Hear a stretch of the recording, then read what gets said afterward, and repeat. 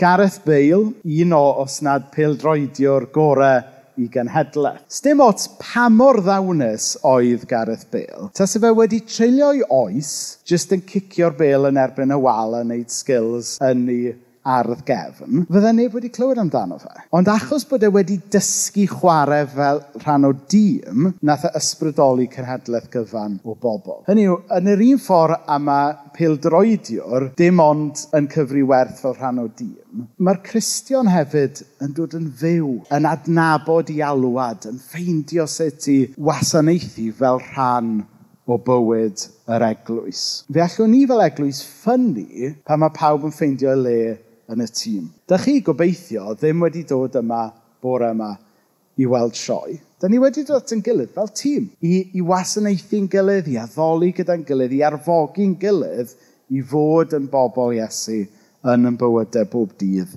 gweddill yr wythnos. Mae Cristnogaeth yn rhy bwysig i adael i'r professionals yn unig. Dim job fi a Hannah ydy bod yn pobl Iesu. Eich job chi gyd yw e. Da ni gyd yn rhan o dîm. Da ni gyd yn rhan o'r corff.